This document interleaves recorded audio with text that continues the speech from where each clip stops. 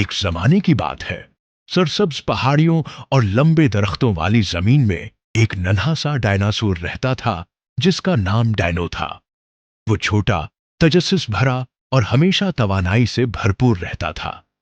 Dino अपने वालिदैन के साथ एक बड़े पत्थरीले गार में रहता था जो एक चमकती हुई नदी के किनारे वाक़ई था।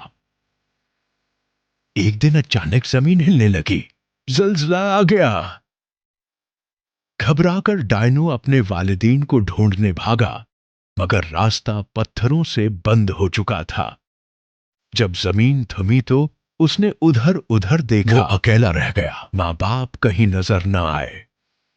डायनो जंगल में चलने लगा और आवाज दी, अम्मी, अबू। लेकिन जवाब में सिर्फ पत्तों की सरसराहट सुनाई दी। कुछ देर चलने के बाद उसे हंसी की आवाज आई। अचानक एक शरारती बंदर दरख्त से नीचे झूला लगाकर आया। अरे छोटे, तुम यहां अकेले क्या कर रहे हो? बंदर ने पूछा। मैं अपने वालिदैन से बिछड़ गया हूं, डायनो ने उदास लहजे में कहा।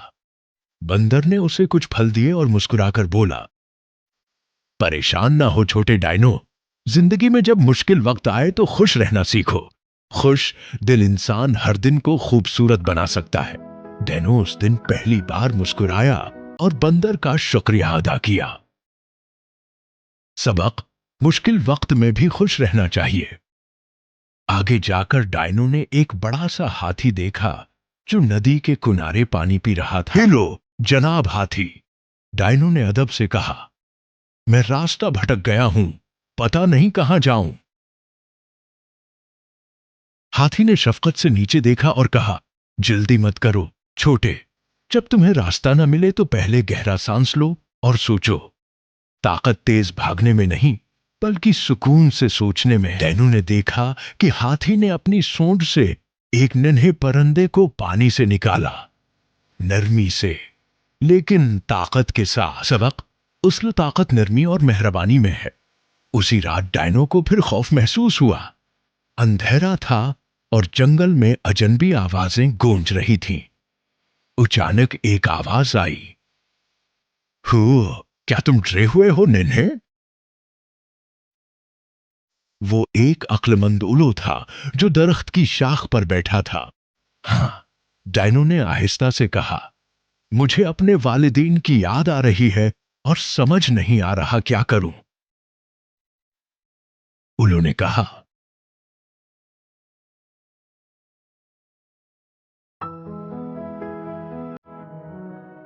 डर लगना फितरी बात है, मगर हिम्मत का मतलब यह नहीं कि डर न लगे, बल्कि यह है कि तुम खौफ के बावजूद आगे बढ़ो, अपने आप पर यकीन रखो।